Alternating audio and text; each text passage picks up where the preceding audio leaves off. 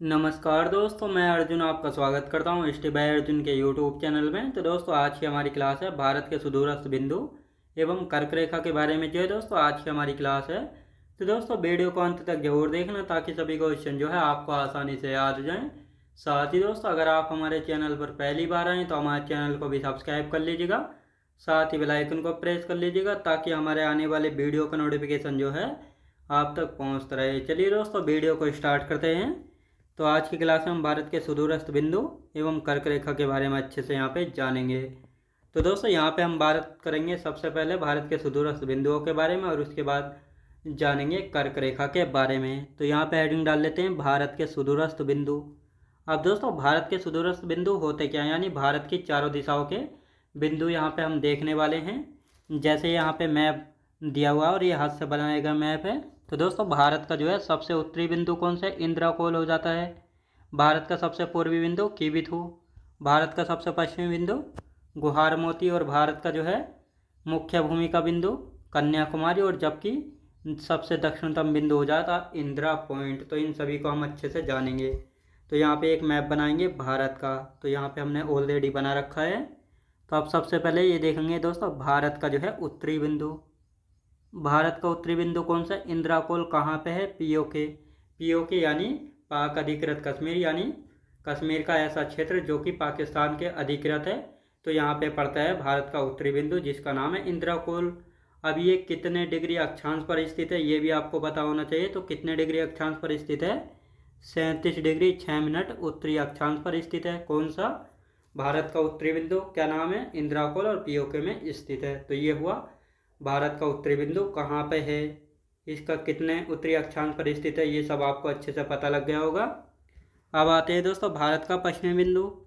तो ये है भारत का पश्चिमी बिंदु, कहाँ पे पड़ता है, गुजरात में। कौन सा है, तो गुहार मोती जो है भारत का पश्चिमी बिंदु हो जाता है। गुजरात के कच्छ जिला में स्थित है। कहाँ पे, गुजरात के कच्छ जिला में स्थित है। कितने डिग्री देशांतर पर स्थित है, 68 डिग्री 7 मिनट पूर्वी देशांतर पर स्थित है। तो ये आप सभी को यहाँ पे याद होना चाहिए। तो यहाँ पे आपको उत्तरी बिंदु और पश्चिमी बिंदु दोनों अच्छे से याद हो गए होंगे। अब आते हैं दोस्तों भारत का पूर्वी बिंदु। तो भारत का जो है सबसे पूर्वी बिंदु कौन सा है, कीबिथु है। ये कहाँ पे स्थित है, अंजाव जिला अरुणाचल प्रदेश में। कहाँ पे, अंजाव जिला अरुणाचल प्रदेश में है। जिला नहीं पूछा जाएगा तो स्टेट पूछा जाएगा कि कीबिथु जो है किस राज्य में स्थित है और भारत का सबसे पूर्वी बिंदु कौन सा है। इस तरीके से यहाँ से क्वेश्चन जो है बनेगा। अब अरुणाचल प्रदेश का पुराना नाम यानी ओल्ड नेम जो है नेफा के नाम से जाना जाता था। नेफा की फुल फॉर्म है नॉर्थ ईस्ट फ्रंटियर एजेंसी। तो ये आपको अच्छे से याद रखना, ये जो है इसकी फुल फॉर्म होती है। साथ ही जो अरुणाचल प्रदेश है इसको हम उगते सूर्य की भूमि भी कहते हैं। तो भारत का ऐसा कौन सा स्टेट है जिसको उगते सूर्य की भूमि कहा जाता है, अरुणाचल प्रदेश को कहा जाता है। तो ये आपको यहाँ पे अच्छे से याद रखना है। तो ये तीनों पॉइंट आपको अच्छे से याद हो गए होंगे। अब आते हैं भारत की मुख्य भूमि का बिंदु। मुख्य भूमि का मतलब होता है जिसमें द्वीपों को शामिल नहीं किया जाता है। तो भारत का जो है दक्षिणतम बिंदु कौन सा है, मुख्य भूमि का, तो कन्याकुमारी हो जाता है। कौन सा दोस्तों, कन्याकुमारी, जिसको कैप कोमोरिन के नाम से भी जाना जाता है। कहाँ पे, तमिलनाडु में। आप सभी को पता है ये यहाँ पे क्या पड़ता है, ये पड़ता है तमिलनाडु। कौन सा, तमिलनाडु। ये कितने डिग्री अक्षांश पर स्थित है, 8 डिग्री 4 मिनट उत्तरी अक्षांश पर स्थित है। तो ये आपको यहाँ पे अच्छे से याद रखना है। तो ये चारों दिशाओं के बिंदु हो गए। अब दोस्तों, जब भारत में द्वीपों को भी शामिल कर लिया जाता है तो भारत का दक्षिणतम बिंदु कौन सा हो जाता है, इंद्राकोल। तो कहाँ का है, उत्तरी बिंदु है। तो सबसे दक्षिणतम बिंदु हो जाता है भारत का जब द्वीपों को भी शामिल कर लिया जाता है। इंदिरा पॉइंट कहाँ पे पड़ता है, ग्रेट निकोबार द्वीप पर, यानी अंडमान निकोबार द्वीप का एक द्वीप पड़ता है ग्रेट निकोबार। तो इसी द्वीप पर पड़ता है भारत का सबसे दक्षिणी बिंदु, ग्रेट निकोबार पर पड़ता है इंदिरा पॉइंट। तो यहाँ पे मैप दिया हुआ है, कौन सा दोस्तों, इंदिरा पॉइंट्स, भारत का सबसे दक्षिणतम बिंदु। तो दोस्तों, जो अंडमान निकोबार द्वीप समूह है ये वाला, ये है अंडमान निकोबार द्वीप समूह। तो अंडमान निकोबार द्वीप समूह की यदि बात करेंगे तो इसमें जो है कुल मिलाकर 572 द्वीप है। अब दोस्तों, सभी जो है मैं यहाँ पे आपको नहीं दिखा सकता, जितने जो है मैप में दर्शा रखे हैं मैं इतने आपको बताऊंगा। तो ये उत्तरी द्वीप हो जाता है, मध्य अंडमान हो जाता है, ये साउथ अंडमान हो जाता है, ये लिटिल अंडमान, कार निकोबार और लघु निकोबार और साथ ही दोस्तों ग्रेट निकोबार, तो ये हैं। और इसी पर पड़ता है दोस्तों इंदिरा पॉइंट ग्रेट निकोबार द्वीप पर। तो भारत का दक्षिणतम बिंदु कौन सा हो जाता है? ग्रेट निकोबार। इसके अन्य नाम पार्सेन पॉइंट, पिग्मिलियन पॉइंट और लाहिचिंग पॉइंट, इन अलग अलग नामों से भी जाना जाता है इंदिरा पॉइंट को। कहाँ पर स्थित है? अंडमान निकोबार के ग्रेट निकोबार द्वीप पर स्थित है। कितने डिग्री अक्षांश पर स्थित है? 6 डिग्री 4 मिनट उत्तरी अक्षांश पर जो है स्थित है। तो ये आपको अच्छे से यहाँ पे पता होना चाहिए। तो ये आपको अच्छे से समझ में आया होगा भारत के सुदूरस्थ बिंदु कौन कौन से हैं, सभी मैंने आपको अच्छे से समझाए हैं। तो ये सभी आपको अच्छे से जो है समझ आए होंगे। अब आते हैं दोस्तों भारत का अक्षांशीय विस्तार, यानी भारत का अक्षांशीय विस्तार और देशांतरीय विस्तार कितना है, तो इसके बारे में भी देख लेते हैं। तो दोस्तों भारत का जो है अक्षांशीय विस्तार, यहाँ पे हम बात करते हैं भारत के अक्षांशीय विस्तार की। तो 6 डिग्री 4 मिनट उत्तरी अक्षांश या 8 डिग्री 4 मिनट उत्तरी अक्षांश से लेकर कितना है 37 डिग्री 6 मिनट उत्तरी अक्षांश तक जो है भारत का अक्षांशीय विस्तार है। तो ये आपको अच्छे से यहाँ पे याद होना चाहिए। अब आते हैं दोस्तों भारत का देशांतरीय विस्तार, यानी जो भारत है, भारत का पश्चिम से पूर्व विस्तार कितना है ये आपको पता होना चाहिए। तो भारत का देशांतरीय विस्तार है 68 डिग्री 7 मिनट पूर्वी देशांतर से लेकर 97 डिग्री 25 मिनट पूर्वी देशांतर तक जो है भारत का देशांतरीय विस्तार जो है हो जाता है। तो ये पॉइंट भी आपको अच्छे से समझ आ गए होंगे। अब आते हैं दोस्तों भारत के 7 सिस्टर में शामिल राज्य। तो भारत के जो 7 सिस्टर हैं इनमें कौन कौन से राज्य शामिल हैं, और जो पूर्वोत्तर भारत के 7 राज्य हैं दोस्तों उनको जो है 7 सिस्टर के नाम से जाना जाता है। इन पूर्वोत्तर भारत में कौन कौन से राज्य पड़ते हैं इनके बारे में जानेंगे, और साथ ही जो पूर्वोत्तर भारत के 7 राज्य हैं इनको 7 सिस्टर का नाम किसके द्वारा दिया गया है, और कौन सा राज्य इन 7 सिस्टर में शामिल नहीं है, तो इनके बारे में हम अच्छे से जानेंगे। तो दोस्तों यहाँ पे हेडिंग डाल लेते हैं, यहाँ पे हेडिंग डाल लेते हैं 7 सिस्टर में शामिल राज्य। तो 7 सिस्टर में 7 राज्य शामिल हैं, कौन कौन से? अरुणाचल प्रदेश हो गया, ये नागालैंड है, ये मणिपुर, फिर मिजोरम है, मेघालय, त्रिपुरा और असम। तो ये कुल मिलाकर 7 राज्य जो हैं 7 सिस्टर में शामिल हैं। ये हाथ से मैप ड्रॉ किया गया है। तो दोस्तों ये तो है सिक्किम, ये आपको पता होना चाहिए। ये जो है ये है सिक्किम, जो कि इन 7 सिस्टर में शामिल राज्य नहीं है। इन 7 सिस्टर का इसका भाई जो है कहा जाता है। तो यहाँ पे अरुणाचल प्रदेश दिया हुआ, फिर नागालैंड है, इसके नीचे मणिपुर, मणिपुर के नीचे मिजोरम, फिर ये त्रिपुरा हो जाता है, ये वाला है मेघालय, और ये बीच वाला है असम। तो ये 7 राज्य हैं जो कि 7 सिस्टर में शामिल हैं। ये यहाँ पे मैप दिया, अरुणाचल प्रदेश है दोस्तों, ये नागालैंड, मणिपुर, मिजोरम, त्रिपुरा, मेघालय और असम।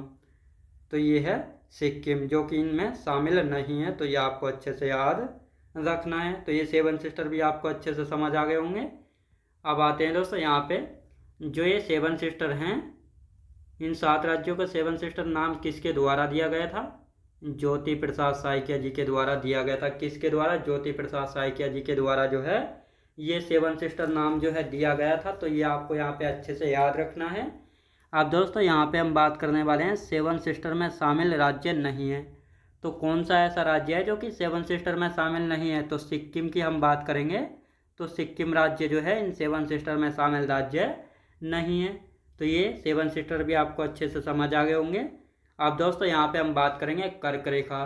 तो भारत के सुदूरस्थ बिंदु भी आपको अच्छे से समझ आ गए होंगे, 7 सिस्टर भी। और अब आते हैं कर्क रेखा, जिसको हम ट्रॉपिक ऑफ कैंसर जो है कहते हैं। तो यहाँ पे हम बात करेंगे दोस्तों कर्क रेखा, जिसको ट्रॉपिक ऑफ कैंसर कहा जाता है। कर्क रेखा की यदि बात की जाए तो कर्क रेखा जो है भारत के 8 राज्यों से होकर गुजरती है, और यह जो है काल्पनिक रेखा है। कैसी? काल्पनिक रेखा है। ये भूमध्य रेखा के उत्तर में स्थित है, भारत के बीचों बीच से होकर गुजरती है। तो ये भी आपको अच्छे से यहाँ पे पता होना चाहिए। तो अब इसकी थ्योरी देखते हैं। कर्क रेखा भारत के 8 राज्यों से होकर गुजरती है, यह जो एक काल्पनिक रेखा है। कैसी काल्पनिक रेखा है? तो दोस्तों ये हमने एक कर्क रेखा बना रखी है जो कि भारत के बीचों बीच से होकर गुजरती है। अभी मैप में भी मैं आपको समझाऊंगा। तो पहले गुजरात, फिर राजस्थान, मध्य प्रदेश, छत्तीसगढ़, झारखंड, पश्चिम बंगाल, त्रिपुरा और मिजोरम। तो ये कुल मिलाकर ये 8 राज्य ऐसे हैं जिनसे होकर जो है कर्क रेखा गुजरती है। तो ये आपको अच्छे से पता होना चाहिए कौन कौन से राज्य से होकर गुजरती है, क्योंकि क्वेश्चन पूछ लिया जाता है कौन सा राज्य ऐसा है जिससे कर्क रेखा नहीं होकर गुजरती है, तो ये आपको पता होना चाहिए। तो दोस्तों सबसे पहले ये गुजरात हो गया, ये हो गया राजस्थान। तो राजस्थान में से ये सबसे छोटी होकर गुजर रही है, राजस्थान में सबसे छोटी होकर गुजर रही है, जबकि मध्य प्रदेश में सबसे लंबी, ये भी आपको पता होना चाहिए। चौथे पैर है छत्तीसगढ़, फिर ये झारखंड हो गया, पश्चिम बंगाल, ये छोटा सा त्रिपुरा हो गया यहाँ पे, और ये हो गया मिजोरम। तो कुल मिलाकर इन 8 राज्यों से होकर जो है कर्क रेखा गुजरती है भारत के। तो ये आपको अच्छे से याद रखना है। अब दोस्तों यहाँ पे हम बात करेंगे कर्क रेखा। कर्क रेखा की यदि बात करते हैं तो भूमध्य रेखा के उत्तर में स्थित है। दोस्तों कर्क रेखा कहाँ पे स्थित है? कर्क रेखा भूमध्य रेखा के उत्तर में स्थित है। दोस्तों ये हमने यहाँ पे अर्थ यानी पृथ्वी बना रखी है। तो पृथ्वी के बीचों बीच से कौन सी रेखा होकर गुजरती है? आप सभी को मैंने कल की क्लास में भी बताया था। ये वाली जो रेखा है ये भूमध्य रेखा है, जिसको हम इक्वेटर विषुवत रेखा भी जो है कहते हैं। इसी के उत्तर में पड़ती है ये खींची गई है कौन सी रेखा? ये है कर्क रेखा, जो कि भूमध्य रेखा के उत्तर में स्थित है। कहाँ पे? भूमध्य रेखा के जो है उत्तर में स्थित है। और ये है दोस्तों हमारा प्यारा भारत, और इसके बीचों बीच से कर्क रेखा गुजर रही है, जो कि हमारे भारत के 8 राज्यों से होकर जो है गुजरती है। तो ये आपको अच्छे से समझ में आया होगा। कर्क रेखा किस राज्य के उत्तर में स्थित है? भूमध्य रेखा के। भारत किस राज्य के उत्तर में स्थित है? कर्क रेखा के नहीं, बल्कि भूमध्य रेखा के। तो ये आपको अच्छे से यहाँ पे समझ में आया होगा। अब दोस्तों यहाँ पे हम बात करेंगे कर्क रेखा। कर्क रेखा, कर्क रेखा ट्रॉपिक ऑफ कैंसर, कर्क रेखा यानी ट्रॉपिक ऑफ कैंसर की हम बात करने वाले हैं। तो भारत के बीचों बीच से होकर गुजरती है। आपको पता होना चाहिए कहाँ से भारत के बीचों बीच से होकर गुजरती है। क्वेश्चन पूछा जाता है भारत के बीचों बीच से कौन सी रेखा होकर गुजरती है? ये है कर्क रेखा, भारत के बीचों बीच से होकर गुजर रही है ना। तो ये आपको अच्छे से पता होना चाहिए। माही नदी, ये माही नदी एकमात्र ऐसी नदी है जो कि कर्क रेखा को 2 बार काटती है। तो कौन सी नदी कर्क रेखा को 2 बार काटती है? माही नदी। क्वेश्चन ये पूछा गया है। कर्क रेखा सबसे छोटी किस राज्य में और सबसे लंबी? तो कर्क रेखा सबसे लंबी किस राज्य में? मध्य प्रदेश में। कहाँ पे दोस्तों? मध्य प्रदेश में। ये है दोस्तों मध्य प्रदेश, ये रेड वाला जो है ये है मध्य प्रदेश। तो ये मध्य प्रदेश में सबसे बड़ी गुजर रही है। तो ये आपको अच्छे से यहाँ पे पता होना चाहिए। और यहाँ पे हम बात करेंगे तो ये सबसे छोटी ये राजस्थान में, ये कौन सा है? ये है राजस्थान। तो सबसे छोटी राजस्थान से होकर जो है गुजर रही है। तो कर्क रेखा सबसे छोटी किस राज्य में है? राजस्थान में। सबसे बड़ी किस राज्य में है? तो सबसे बड़ी की हम बात करेंगे मध्य प्रदेश में। तो दोनों पॉइंट आपको अच्छे से समझ आए होंगे। अब आते हैं कर्क रेखा के निकट शहर, यानी कौन कौन से शहर जो है कर्क रेखा के निकट बसे हुए हैं। जैसे गांधीनगर है गुजरात में, उज्जैन मध्य प्रदेश में, रांची, झारखंड की राजधानी भोपाल, मध्य प्रदेश में अगरतला, त्रिपुरा। याद रखेंगे दोस्तों। तो ये आपको अच्छे से यहाँ पे याद रखना है। तो ये सभी शहर जो है कहाँ पे स्थित है? कर्क रेखा के निकट यानी नज़दीक बसे हुए हैं। अब आते हैं दोस्तों कर्क रेखा के बीचों बीच से कौन सी, यानी जो कर्क रेखा है, कर्क रेखा के बीचों बीच स्थित राजधानी यानी कैपिटल कौन सी? रांची जो है कर्क रेखा के बीचों बीच स्थित राजधानी है। और ये राजधानी किसकी है? झारखंड की। किसकी दोस्तों? झारखंड की। कर्क रेखा 23.5 डिग्री उत्तरी अक्षांश पर है। कितने डिग्री अक्षांश पर है कर्क रेखा? 23.5 डिग्री उत्तरी अक्षांश पर स्थित है। अब दोस्तों ये जो 23.5 डिग्री है, ये इस प्रकार भी जो है यहाँ पे लिखा मिल सकता है। किस प्रकार? इस प्रकार भी लिखा मिल सकता है। और साथ ही दोस्तों ये यहाँ पे इस प्रकार भी जो है लिखा मिल सकता है। तो बिल्कुल कंफ्यूज नहीं होना, तीनों में से किसी भी प्रकार से लिखा मिल सकता है। बिल्कुल कंफ्यूज नहीं होना है। कितने डिग्री पर ये भी आपको पता लग गया। कितने राज्यों से होकर गुजरती है, किस राज्य में सबसे छोटी है, किस में सबसे लंबी है, और साथ ही दोस्तों कौन कौन से शहर इसके निकट हैं, कौन सी राजधानी इसके बीचों बीच स्थित है, और साथ ही दोस्तों कौन सी नदी इसको 2 बार काटती है। सभी कुछ आपको अच्छे से समझ आया होगा।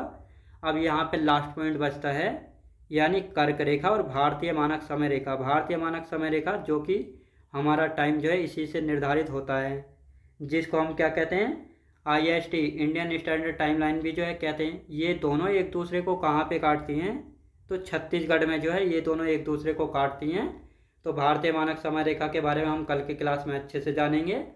तो आज की क्लास में हमारा इतना ही रहेगा, जिसमें हमने भारत के सुदूरस्थ बिंदु, साथ ही दोस्तों सेवन सिस्टर और साथ ही कर्क रेखा, इन तीनों टॉपिकों को अच्छे से हमने समझा है और तीनों आपको अच्छे से समझ आए होंगे।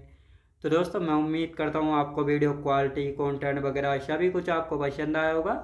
पसंद आया तो लाइक शेयर और सब्सक्राइब करना बिल्कुल भी ना भूले। साथ ही दोस्तों अगर आप हमारे चैनल पर पहली बार आएँ तो हमारे चैनल को भी सब्सक्राइब कर लीजिएगा, साथ ही बेल आइकन को प्रेस कर लीजिएगा ताकि हमारे आने वाले वीडियो का नोटिफिकेशन जो है आप तक पहुंचता रहे। चलिए दोस्तों मिलते हैं नेक्स्ट वीडियोज़ में।